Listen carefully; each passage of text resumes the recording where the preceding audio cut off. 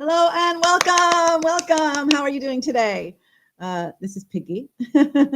Piggy. Yeah, just sitting here. Mumsy is in house. Welcome. It's a Wednesday. It's time for true crime in Cambodia. All the crazy crimes and things happening here in the last week.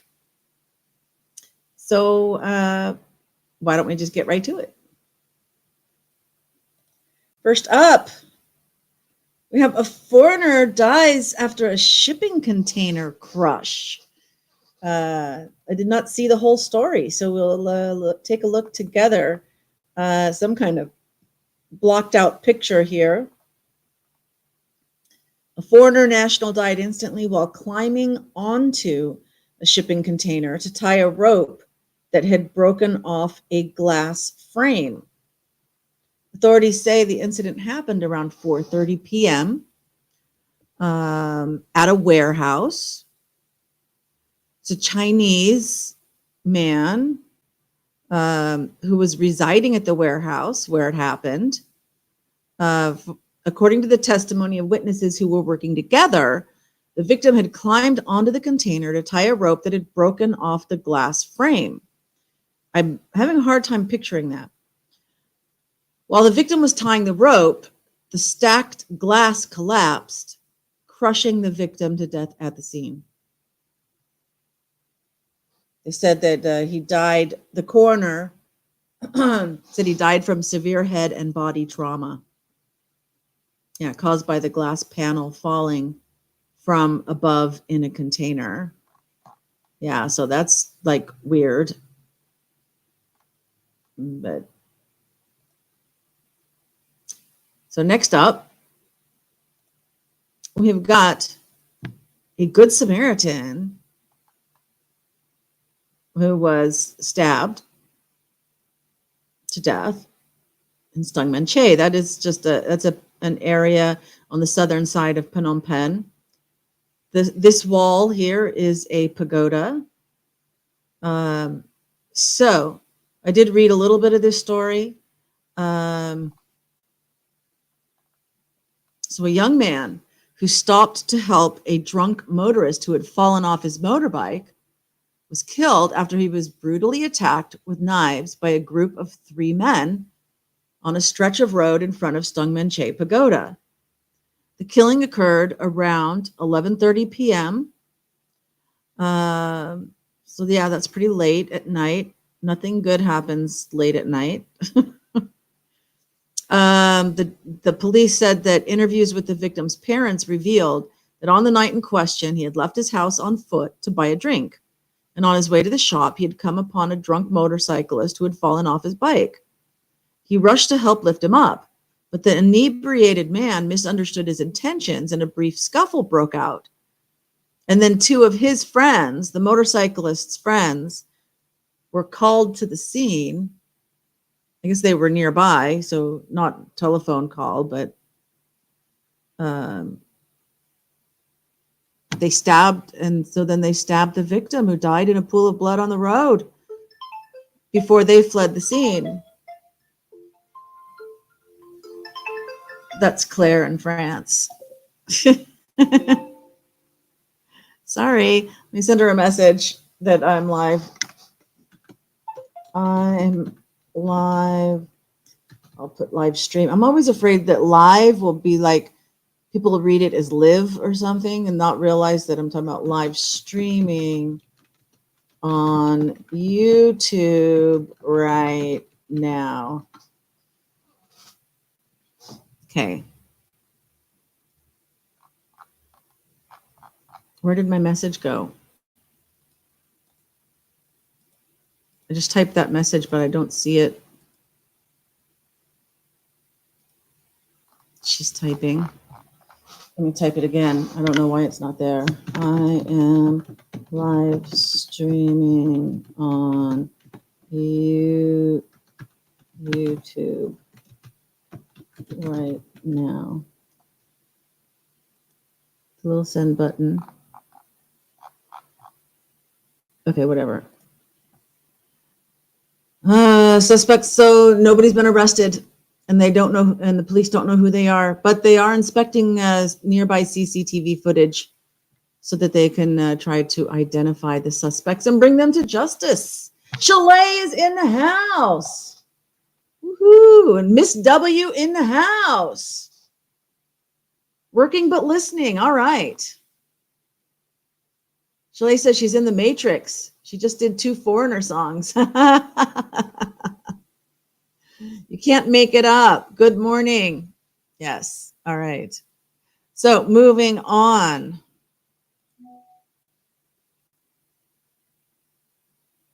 Okay. Cambodia announces the discovery of another case of bird flu. What's going on with this bird flu? Every week, there's at least one, it seems, right? So this time it's a 36-year-old woman.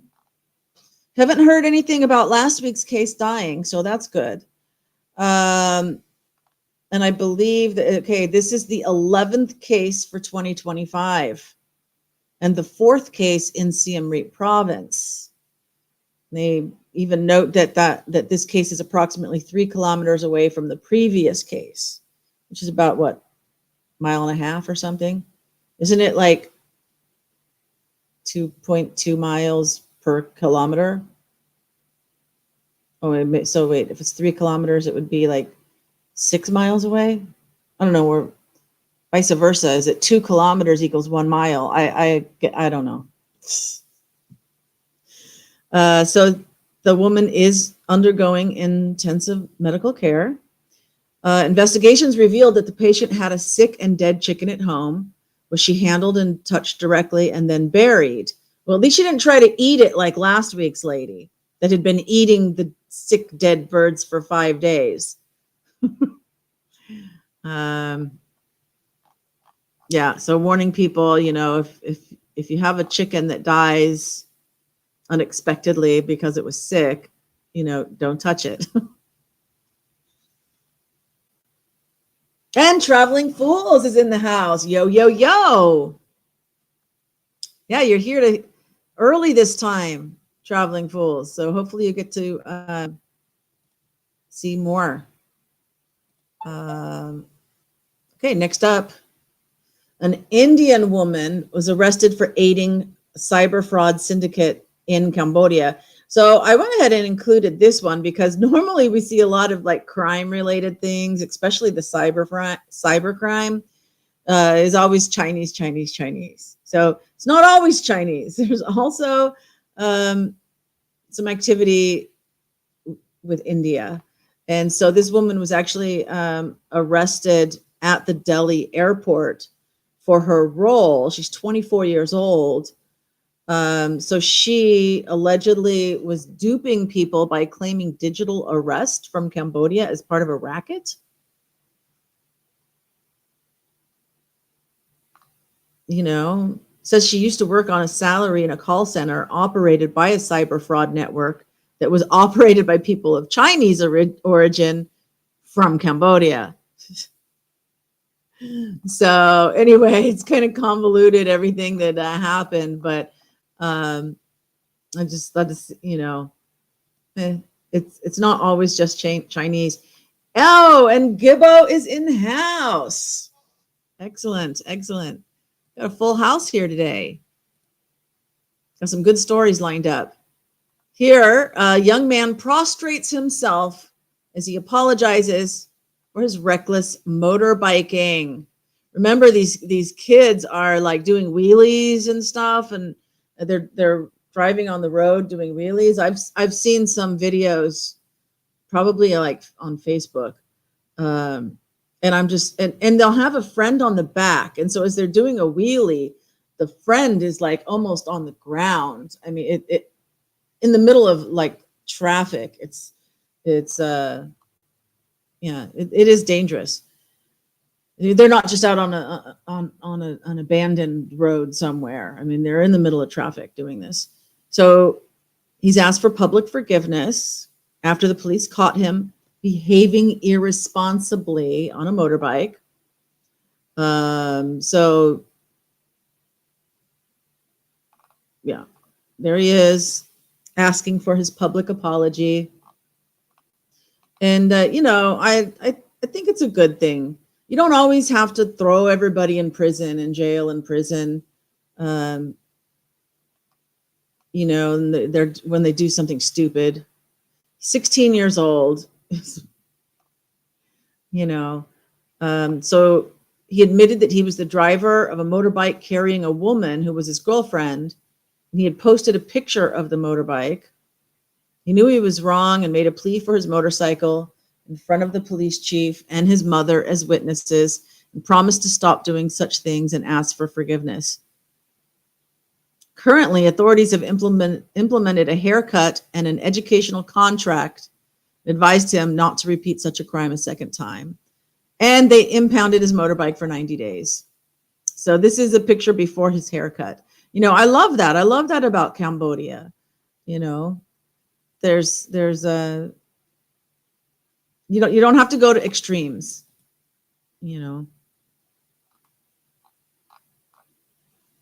prostates. Yeah, well, yeah.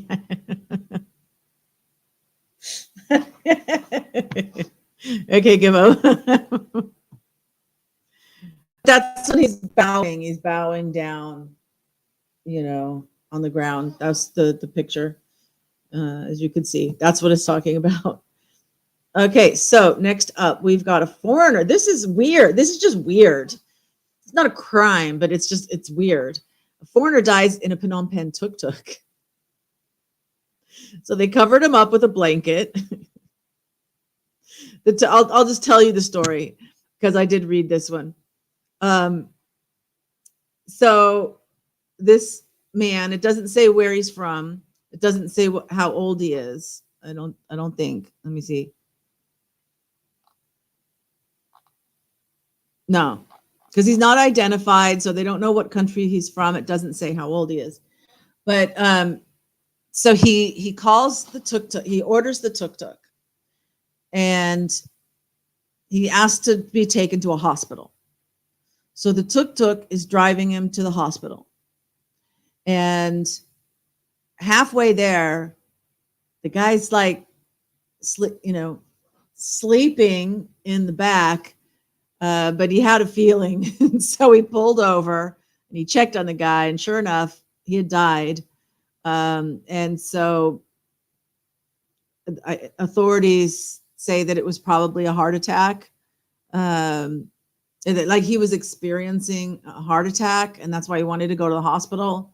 But they didn't make it. So I guess next time, maybe call an ambulance. We do have ambulances in Cambodia. Okay. They do exist. So now I'll tell you now, this tuk-tuk driver is going to have all the monks come and bless his tuk-tuk to get rid of any like spirits from the dead person. I mean, if somebody dies in your house or like in your tuk-tuk, I mean, it's a serious thing because Cambodians really believe in ghosts a lot. And I don't know if it's just that they're gifted, like, the Irish have the second sight thing, if they're able to see things the rest of us aren't able to see. But they take that really seriously. No dying in tuk-tuks. That's right. Hairdo. Whose hairdo? My hairdo or the criminal? I did get my hair cut last week. Okay, next up. It's been a while, so I thought I'd go ahead and throw this in because I didn't have a lot, right?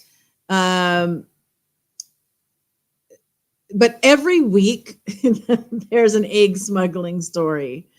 But this one says it's not just like somebody was driving across the border with all these eggs and they didn't have a permit or something. This says illegal egg smuggling ring was cracked. Whoever wrote this headline, I'm sure they were smiling when they did it. 75,000 chicken eggs in 2 vehicles. They were illegally importing them from Vietnam. And so here's how packed. I'm sure they were both packed just as much.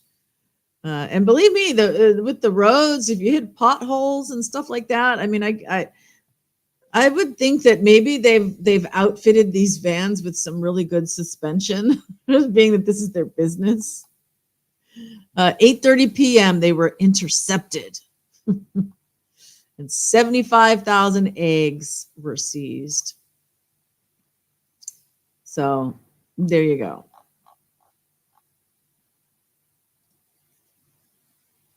Next up, we have in pictures 5 luxury cars destroyed in a container in Brno.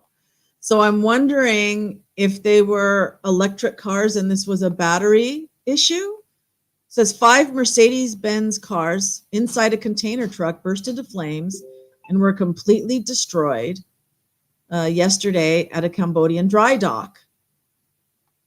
So 3:40 p.m. Cambal district. Here they are putting out the fire and melted the container. Look at those firefighters in their fire gear, looking sharp. I think this is Phnom Penh. This is in Phnom Penh. Wow. According to sources, before the incident, they heard a loud explosion as the top of the container flew off the pier and fell about 100 meters away, immediately causing a huge fire. I guess the loud explosion immediately caused the huge fire. Okay. Not the fact that the top of the container flew off. That's not what caused the fire. The explosion did. After receiving the information, fire trucks from all relevant agencies immediately went to intervene.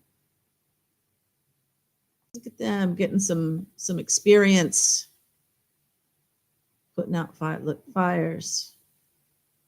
Not just water. Look at all the white, how white all of this is, like some foam, like they had some foam too. Because if it was car batteries, that's some, there you go. You see there, it looks like foam, not just water. Good for them. No one was injured. The cause is still under investigation. There you go. Okay, next up. Cambodia reports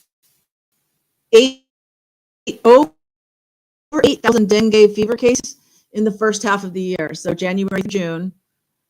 Here's a picture of them like spraying mosquito abatement. And I was happy that this does give some statistics in this one. Says that most of the cases are in Phnom Penh, Kandal, Siem Reap, Kampong Thom, and Tabong Khmum provinces, and they are primarily affecting children aged 5 to 15. So yes, more than 8,000 cases in the first 6 months. It is a 20% spike in cases for the same period last year compared to, and so last year only 6,700 cases and 20 deaths were reported in the first 6 months. There have been several deaths, but it doesn't say how many this year. And so they're really urging the public to be careful. Preventative measures are, they don't usually, I mean, as foreigners, DEET, okay, DEET,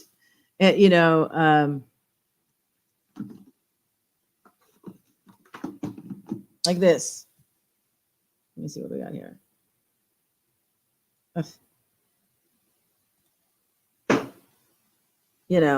You use this to keep the mosquitoes away. In Cambodia, they don't usually buy anything like this, mosquito repellent. So they will sleep with mosquito nets. They will get those incense kind of coils to burn, to have like the smoke from the incense as an insect repellent. But the only way to prevent dengue is to not get bit by the mosquito. So whatever you got to do to not get bit by a mosquito, wear long clothes, don't have your skin exposed is another thing. So yeah, whatever you got to do not to get bit. So let's go back here and get rid of that ad by going to the next screen. Okay, so this was interesting. Kind of an anti-crime thing. No drug app boosts drug prevention and community reporting. So the picture here is they're burning drugs, to dispose of them. And so there's a mobile app that's been designed to educate people on the dangers of drug use, but also to report drug-related crimes as the country is trying to engage people, especially youth, to eliminate drug use. And it says that nearly 1,400 cases of drug distribution and use have been reported using the app. And those 1,400 reportings led to crackdowns on nearly 1,200 cases. So that's a good thing. That's a good thing. Interesting app, yes. So next up, Cambodia approaches completion of a minefield survey along the Thai border. So here's a picture of them. Like these signs are in areas where there might be mines. So if you're hiking or something and you see something like this, like go away, don't go in the area. But I almost didn't include this one. And I thought, what I saw in the news, I think this morning, was that Ukraine and whatever the guy's name is, that's the president of Ukraine, is withdrawing from the Ottawa Convention, which is like a treaty not to use landmines. And so they are withdrawing from that, which means they want to use landmines. And I just find that really, really, really bad. Living here in a country that suffered from landmines. Here's some, a farmer was on his tractor that ran over a landmine and destroyed the tractor. I believe this person died, if I recall. Lots of people lose their limbs and things, have amputations if they do survive. So, yeah, this connected with me when I saw this story today. And then I also saw this morning that the story about Ukraine. I mean, why are there companies even still manufacturing mines? It's like that. Wasn't it during World War II? The factories that were making lipstick were converted into making bullets, right? But now, war's over, so you need to convert it back to lipstick again, right? It's the same. Why are there companies even making landmines? It's just, it's ridiculous. So I wanted to bring attention to that. Yeah, they're horrible.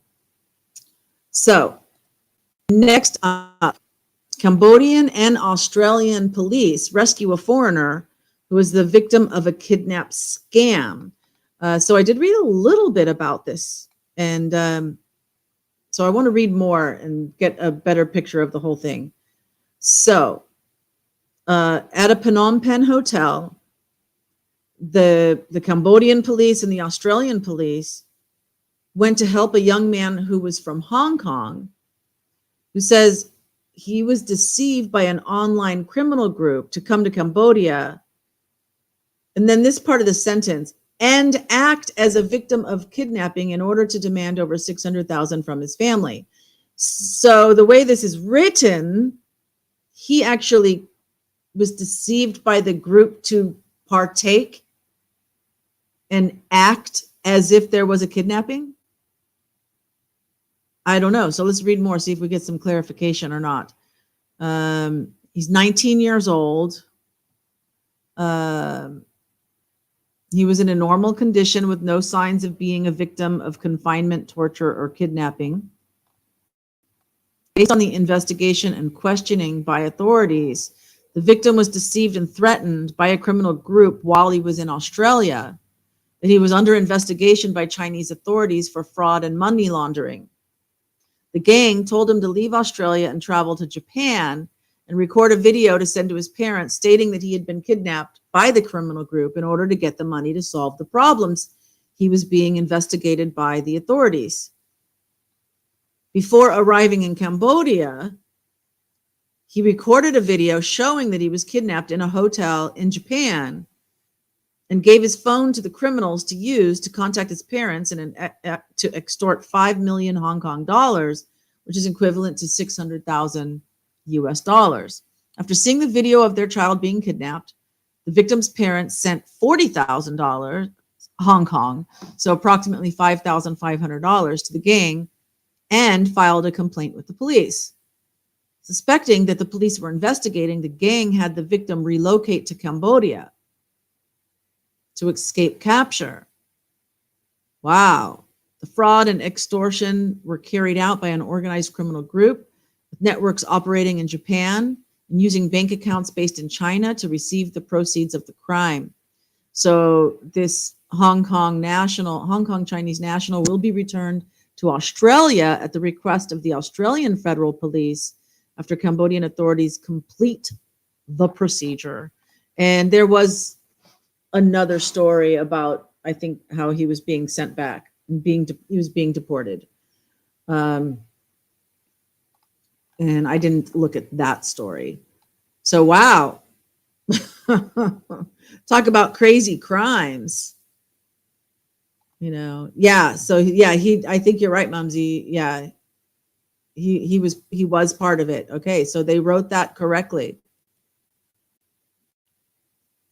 So next up, we have Anti-Human Trafficking and Minor Protection Police raid the Love Farm bar in a bust. And so here somebody's covering their head. They don't want to be seen. It's a notorious establishment known as the Love Farm that got raided at 8:30 p.m. along a concrete road. Gotta love these details sometimes.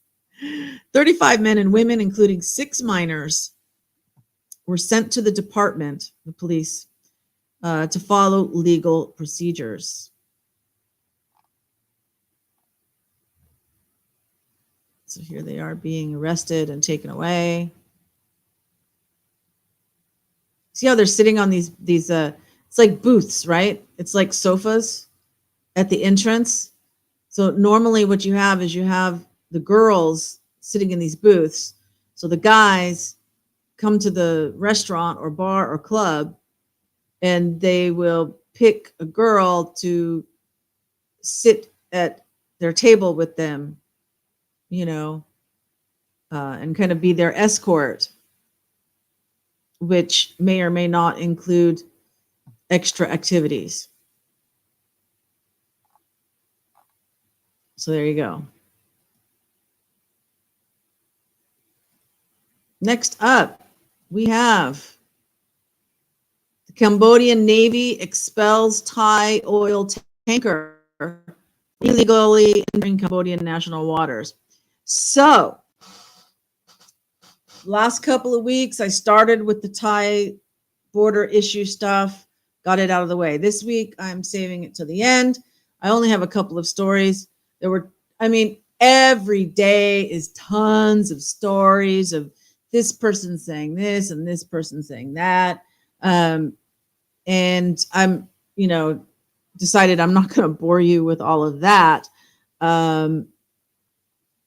I did not share any of the stories of the borders are closed, but there have been moments where they've let nationals, Thai nationals in Cambodia go back to Thailand, and Cambodian nationals in Thailand go back to Cambodia. Okay, so they've been letting like migrant workers go back to their own country in isolated moments. Okay, I did not share any stories of the online leaks and maybe AI generated fake news that's being shut down, fake accounts of leaders being shut down, stuff like that. But let's see what we got, and then I'll give you kind of some overall thoughts on this issue. So this is a Thai oil tanker. This is the Cambodians that, the tanker was found illegally entering Cambodia's territorial waters around the Praya Sihanouk province, around Sihanoukville. It's not that big of a boat. In addition to oil, the Cambodian Navy will strictly prohibit the smuggling of Thai fruits and vegetables if they try it. So if they can't get across the border, the land borders, people might try to sell their produce or, get it into Cambodia on boats. And the Navy is cracking down on not letting any Thai products get into Cambodia. So there you go.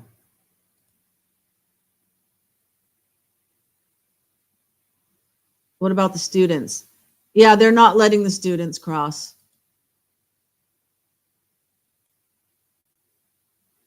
In fact, I have this one. This guy said he got all kinds of he's got all his medical paperwork here. And because they said that no tourists or anything are allowed to cross the border, only a humanitarian need. And so he was trying to say he's got a humanitarian need that he needs to get to Thailand, get to Bangkok in order to get the medical care that he needs. And I'm not sure if, if you have a blood clot or something, you can't fly, right? Because what the Thai soldiers were telling him is you got to go take a plane, and that's like 2 to 3 hours, at least 3. No, it's about 4 hours from the border to get to the Siem Reap airport, because it's like 2 to 3 hours to Siem Reap, and then it's like 1 to 2 hours from Siem Reap City out to where the new airport is. So it's like 4 hours from the border to the airport. And so he was all quite upset about them not letting him through. And of course, there's a video about it. I'm not going to play the video. He said, at first they said they could let me in, but then they told me I couldn't. And that the Thai soldiers were rude to him. I had a valid medical certificate, but they suddenly told me to go back on the flight. They won't let me go to the doctor to get the medicine I need. Now the only option to enter Thailand is to take a plane, but only if I go back to Siem Reap. So yeah, that was a big deal. And then my last 2 stories for you guys. Cambodia officially launches a new V-Pass to replace traditional immigration stamps and QR code slips for visitors to Cambodia. So I have with me my passport to show you what they're talking about. So first, That's what the stamp, this side is like when you get stamped in and stamped out of most countries, it looks like this. Now, when I have the visa to stay in Cambodia, it's this sticker that takes up a whole page in my passport. And if you haven't flown before or traveled with a passport, you have to have a certain number like of blank pages, right? If you don't have enough blank pages in your passport, they won't let you enter their country. Okay. And so, these stickers, if you only get one a year, it's not that bad. But I didn't always have money to get like a year visa. So I'd have to get like a 3-month visa and then a 3-month, So I'm getting like all my pages taken up with these stupid big stickers. Well,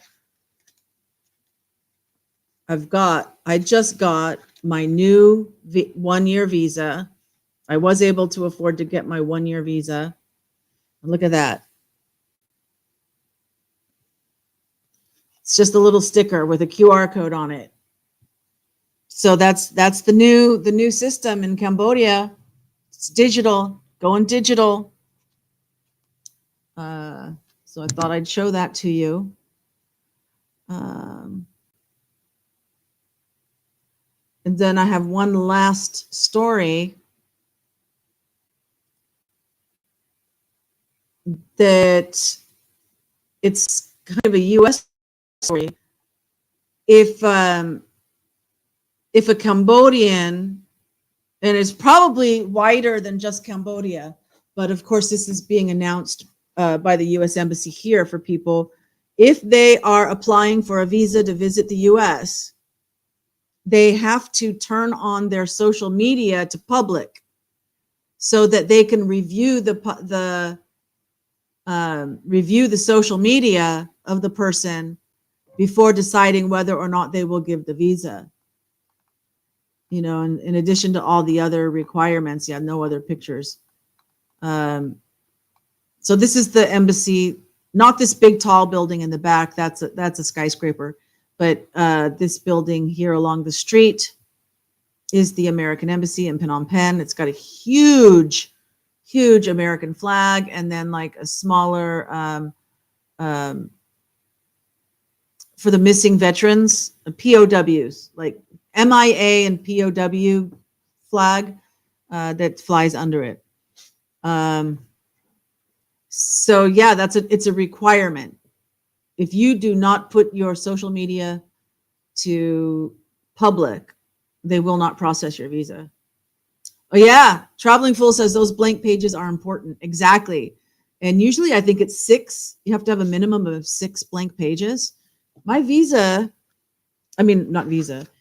passport, I still got 2 years on my passport. It expires in December of 27. But the number of pages I have, let's see, there's one in the front, one.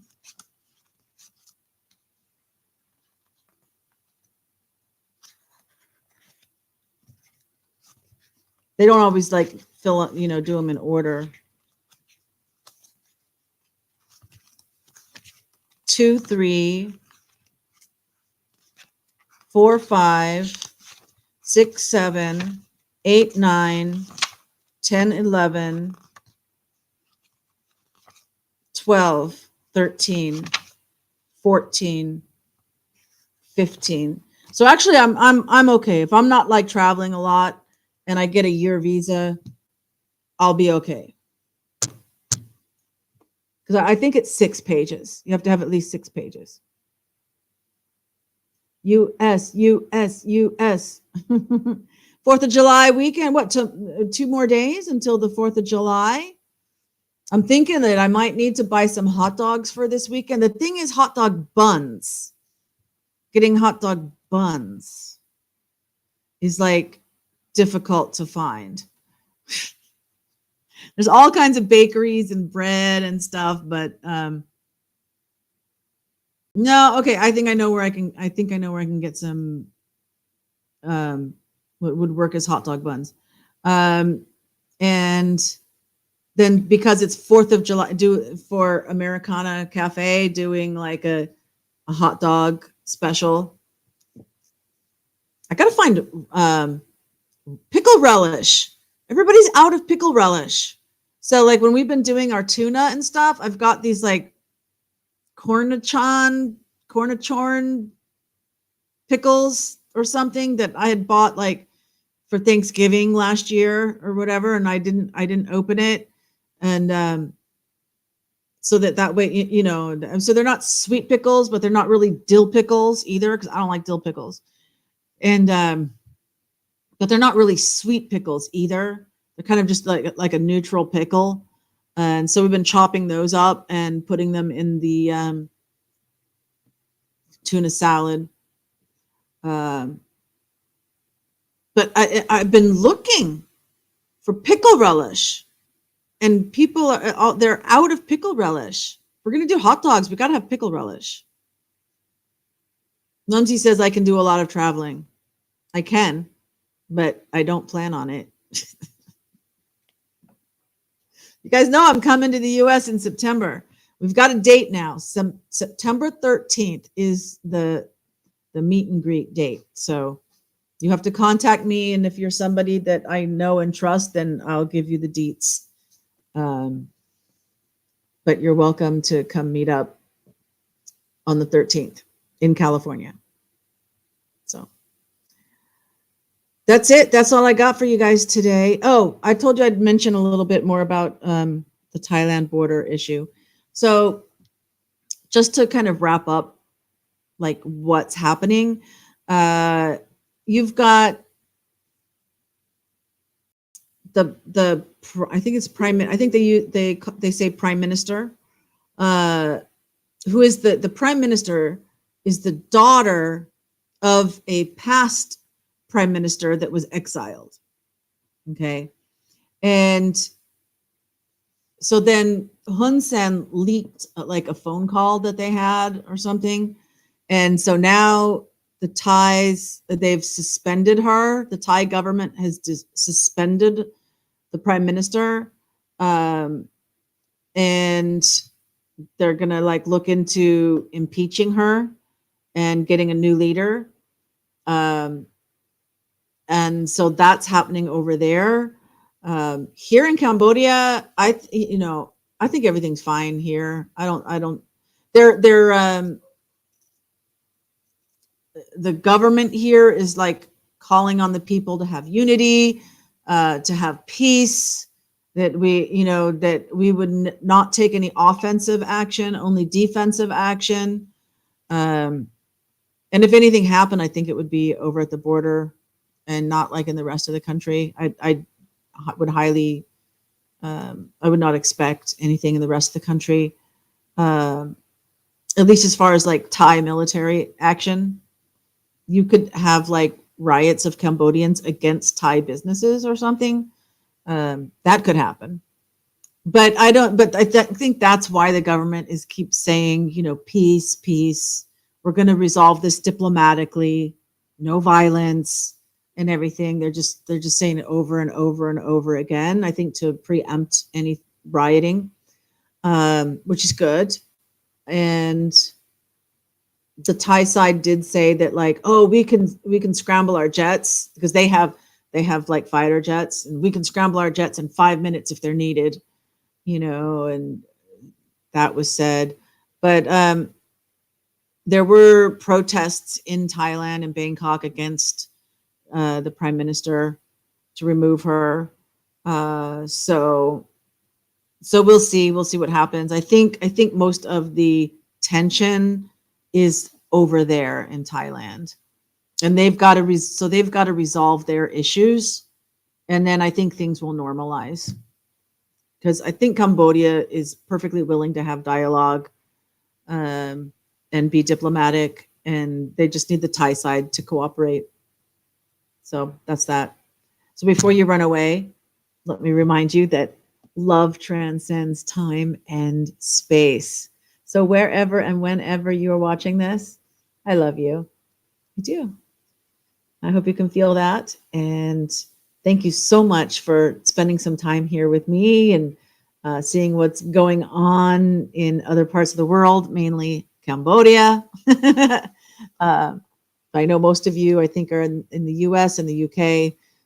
So get your minds off of what's going on over there and just relax. And hugs everyone, Mumsy says. Indeed, hugs everyone. Tomorrow, I don't know. Maybe I'll do a show tomorrow. I don't know.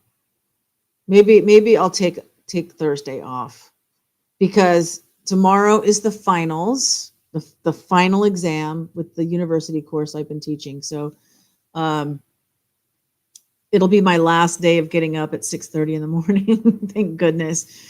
And the new term starts July 14th, but hopefully they'll have me at a 9:30 time slot instead of the 8 a.m. time slot. And so I won't have to get up at 6:30. It's wearing on me. One more day. I can get through one more day. And then Jurassic Park opens tomorrow. So I went today and I bought tickets for Chani and I to go tomorrow afternoon. So it'll be her first time ever seeing a 3D movie. She's never seen 3D. In fact, we went and saw, I don't know, Mission Impossible or something. And it was her first time being in the recliner chairs because I only go to the VIP. I don't go into the regular cinema. I only go to the VIP.